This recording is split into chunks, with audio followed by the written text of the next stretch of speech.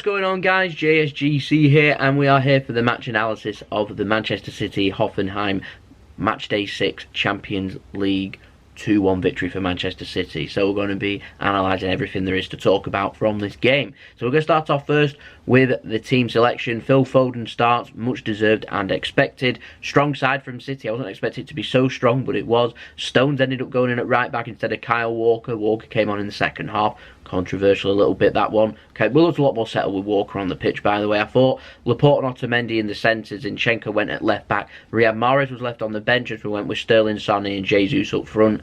We fielded a full substitute bench after they were flirting with the fact that they might not do it. We saw Felix Demicha end up on the bench. It was nice to see some more young blood from Manchester City there. So yeah, we've got players returning back from injury too, so we should be able to field a decent side against Everton. And as we've got more players coming back from injury, Aguero, Kevin De Bruyne, we should have David Silva back come the new year too. You know, we'll start getting towards that little spine that we're used to at Manchester City. It will be back within, what, 2 or 3 weeks, so not too far away. Now, to start off with this game, it was a scrappy first 15 minutes. I thought City were connecting with some lovely passes. Ederson was making some good passes. Gundogan was connected with some good passes. Phil Foden was making things happen. It was the short passes, really, when they're, you know, playing them short to each other. There's a few mistakes there. It was allowing Hoffenheim chances to get forward and be able to create attacks. And 15 minutes, though, a corner came in. It wasn't fully dealt with or cleared by City. Another ball ends up coming in.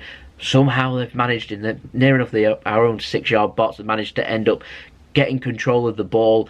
There's a chance for one of the Hoffenheim players to be able to shoot. Laporte ends up clumsily bringing him down, in my opinion. He's tugging on him, he's pulling on him, his arms are raised. Gives referee no choice but to give a penalty. The penalty's given and it's dispatched on 16 minutes by Kramich. Decent penalty, you expect no less from a German player. However, BT Sports commentator was saying that Laporte could well have been sent off. I think that's ludicrous in my opinion. Well, maybe I am being biased, but I thought that the challenge in itself was weak. I felt like the player's not chucked himself to the ground. I felt like he's felt contact and seen an opportunity to get a penalty, so he's gone down, and a decent opportunity to go 1-0 ahead away from home. I feel like there's no more in it than that. It's not a nasty challenge. It's not a deliberate act to try and stop him scoring. He's just trying to press him, to try and bully him off to get the ball, and he's ended up with his arm raised, bringing him down. I'd have been very, very upset had he given a red card for that one. A yellow, I'm not too sure. Like I said, the challenge is so weak, it didn't really warrant a yellow card. I felt like the referees used common sense in this situation,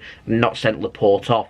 Is he one-on-one? Is he in full control of the ball? That's debatable. I just felt like the referees used common sense. It's a weak challenge. He's brought him down. I've given the penalty. They've got the opportunity to score. There we go. I don't think there's any more in it than that. So yeah, kudos to the referee for that one. I felt like he got the decision correct there. Then from there, kind of set Man City in gear. Was looking at what's Hoffenheim's weakness, what can we do? Well, we ended up putting some decent set pieces in, just like we did at Lyon away. Corner comes in, bullet header from Gabriel Jesus, who's really just stood there, doesn't anticipate winning the header, just glances his head onto it with so much pace on the ball, ends up hitting the inside of the post, and Laporte couldn't tap it home. Disappointing. Then another free kick comes in. John Stones this time gets his head onto it. Lovely header onto the ground, low down, so difficult for the keeper to save. It's just how low the keeper actually manages to put his arm out and manages to save it. A decent save, to be fair. Disappointing that we didn't put them away. We could easily have been 2-1 up on another day, but there we go. Not at our clinical best, not just yet. Then another drilled set piece free kick comes in. This time it was flicked on. We've had all kinds of set pieces going in. They were struggling to cope. Flicked on by Otamendi, ends up hitting at the crossbar. So disappointing, so frustrating too. But their keeper making the saves, decent. Gundogan putting in the decent balls too, and Leroy Sane too. Kudos to them too, and a decent performance from Gundogan in the whole game, I thought. Now, on the 45th plus 1 minutes into the 1 minute of added time, free kick given, clumsy challenge, I thought, from Hoffenheim. They were so aggressive, Hoffenheim were, that they were bound to give away quite a few free kicks. When we get to the stats, we'll have a look at just how many fouls were committed. But a worldie. An absolute worldie from Leroy Sane. Go and check out his goal in this game. It was absolutely perfect. 35 yards out. Direct centre in front of goal. It's so difficult to be able to work with anything. I'd anticipated that being half-time, that I just got up and thought, right, he's not putting this in. It's either going to hit the wall or go over the crossbar, or it's going to go flying over the crossbar. And that's that. That'll be half-time. We've got plenty to do in the second half. Oh, but he nails it. Absolutely nails it. Keeper, will he be disappointed? I'm not too sure. There's so much pace and power on the ball that he struggles to get there. It's not in the corner by any means. It's still a decent strike. The goalkeeper he does his best, to be fair, but it's just a fantastic goal, and I thought we deserved that. Went in half-time, 1-1, not much else we could add.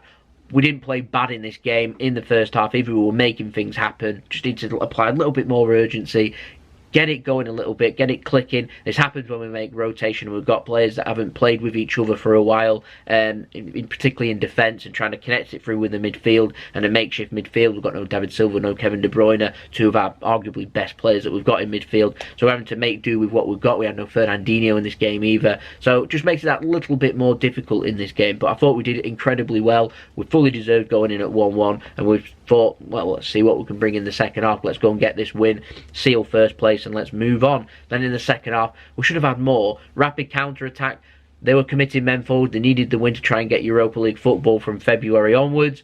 They committed so many men forward that they didn't leave players back. Rapid counter-attack led by Raheem Sterling, squares it across. First time Leroy Sane plays it in. Rather than shooting, I felt like he should have just had a low shot and he'd have scored. Squared it to Bernardo Silva, who then takes a touch. I'm not too sure if Bernardo Silva was expecting to receive the ball in that situation. It allows that split second, the goalkeeper, to come out, make the save. So frustrating.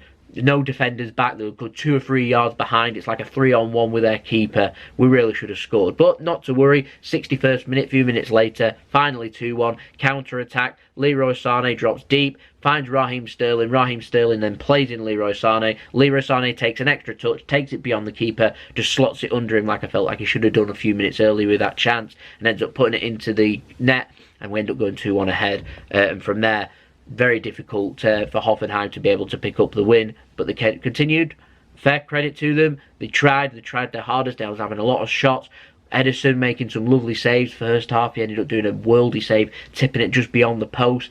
Absolutely beautiful save. Second half, he was making some outstanding saves. Ederson, decent goalkeeper. Everyone says that he's good with his feet, great with distribution. He's a bit iffy on his shot saving ability. But in this game, he was solid in this game. Now, 84 minutes, should have been sealed. Ball comes in, Raheem Sterling, not with an open net, but keeper's there. He literally just needs to put it to his side, and he does, and it ends up just going wide. I'll be honest, I felt like I should have scored. Very unlucky, just gone wide. It just wasn't to be, so I'm happy that we did end up coming out with the win in this game. Full time saw us win 2-1, on to 13 points, back to winning ways, first place. Hoffenheim, very unlucky, worked so well as a team. They're not a team plagued full of world-class talent that everyone's heard of, but they've got 11 players that work really hard on the pitch and make life difficult. They're not in the greatest of form, but they score lots of goals and they make things happen. I like how they play. Typical German side. I felt like we'd done well both away from home and in this game to pick up a win after going behind in both them games. It showed great characteristics from City's players, and we've done so well here to be able to pick up the win and bounce back from that Chelsea loss at the weekend. From the other game, Lyon drew 1-1 in the Ukraine. It meant that Lyon's gone through. Despite only winning one game in the whole of the Champions League, they're unbeaten. They've drawn 5 and won 1. That one against Manchester City at home. Probably their most difficult game that they've had. It's seen them enough to go through to the last 16. Shakhtar finished in the Europa League, placing 3rd, and Hoffenheim in 4th. So that's what's happened in Group F of our group. We'll have a look at the stats now. City ended up having 62% possession to their 38. You come to expect that. 22 shots to their 14. 36 shots in the game, that's impressive. 8 on target for City, 5 on target for them. 10 off target for us, a bit disappointing, but there we go. We've got something to work on. In terms of passes, 523 passes. That's quite low for us at home, if I'm honest. 89% pass completion rate. It's not 90 plus that I'm used to seeing. For them, 317 passes, 79% pass completion rate. It's decent. In terms of attacking third, 170 touches in their attacking third compared to their 83. More than double. It's decent. Key passes, 18 to their 9, more than double. Creating clear-cut chances, they didn't create any. We created 6. So this game, I'm disappointed that we didn't put 4 or 5 in from the chances that we created. We put more balls into the box. We connected with more balls in the box. We ended up making more dribbles. We had more corners. You know what I mean? See where I'm going with this? We dominated the complete attacking stats from the defensive stats. I'm expecting them to dominate because of that. They've had more tackles, Hoffenheim have. They've made more interceptions. They've had more blocks. We made more clearances, though. And we also won more headed clearances, and we also ended up winning more headed duels. Listen to this, 23 for both sides. They won 7, City won 16. Domination, but come to expect no less when you've got players like Otamendi sitting in. he's a fantastic header of the ball. He might only be, I think he might be our smallest centre-back that we've got, but he's heading absolutely brilliant. In terms of saves, Ederson ended up making 4 saves. Keeper was in the game. Their keeper made 6. So all in all, a decent game. I was expecting it to be a decent game. I said it was going to be a both teams to score, and I was right. You know, I don't think we could have asked for much more. Gundogan, set pieces, they were immense in this game. Midfield, bit static in the first half, but still fairly decent. Phil Foden had a decent game. Gundogan, like I said, had a decent game too. Bernardo Silva was making things happen, particularly in the second half. Very attacking and very aggressive from Hoffenheim. Their keeper looks a right asset. I would be surprised if clubs don't come knocking on the door for him, because he looks like a real decent goalkeeper. Jesus unlucky not to score in this game. He worked really hard in this game. I thought Otamendi and John Stones also very unlucky not to score as well. But the win sees us top the group. It sees us move on to Everton on Saturday. We're needing a Premier League response now, be able to put pressure on Liverpool and see how they do on Sunday against Manchester United at Anfield. But for this game, worldie free kick, a goal for Leroy Sane. Could have had more. Sane, my man of the match. What it means for the Champions League last 16, the draw Monday, this Monday coming up, 11 AM GMT.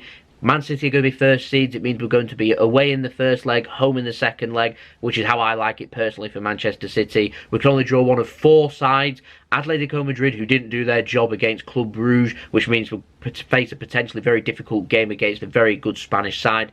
Schalke, Ajax and Roma, who all of them have got good quality. They've all got the potential to beat Manchester City, and we've got the potential to beat them. I don't think there's any easy draw from here. Normally I go, oh yeah, pick them out and pick them out, but I don't think so. Roma, they're a decent side, particularly to beat on their own patch. They know that if they can pick up a win, a decent side that can defend, they know they can cause problems at the Etihad. Ajax, they've got some very decent young talent there. They've got no pressure on them, and they've got the potential there to be able to showcase on the biggest stage of them all against one of the tournament favourites. They've got a chance of an upset there. That'll be a difficult game. Schalke, just like we've seen with Hoffenheim, it's always difficult going to Germany. They're so aggressive, they're so quick, they're so direct. It's always a difficult game going up against German sides, going up against quality German sides too. Makes life very difficult, and I don't feel like I need to talk about Atletico Madrid, because I feel like everyone knows what they're capable of. A very defensive side, very well organised. They run and run and run, and so we'll find that hard to be able to break down. So if we do end up facing Atletico Madrid, then obviously players like David Silva, Kevin De Bruyne will be absolutely key in that game. If I have an honest team that I'd like to face, I pick Schalke, not because I think they're the weakest, but I think they've got the nicest stadium. I absolutely love their stadium, and I think it would be an honour for Manchester City to go and play in their stadium. I remember seeing it in the World Cup 2006. Absolutely love the stadium. So, from you guys, I would love to know out of them 4 teams. Let me know in the comments below, who would you like Manchester City to face? There we go. That's been the analysis. I hope you enjoyed the video. If you did enjoy the video, don't forget, leave a like, press the subscribe button, press the bell, put your notifications on. 2k subs we're aiming for before the year's out. We're less than 150 away, so it would be ace, absolutely ace to be able to hit that before the year's out. That is my target, so any help towards that will be much appreciated. Make sure you share the video, help my channel grow. That would be absolutely brilliant, and I'd really appreciate that. Social media links, they're in the description below too if you want to go and check them out, and I'll see you all again for the next Manchester City video tomorrow, the preview for that Everton Premier League game. So I'll see you then. It's been JSGC. Have a wonderful rest of your day. First place. See you in February Champions League in UEFA. I know you don't like us, and let's face it, we're facing Atletico Madrid. Peace. Ciao for now.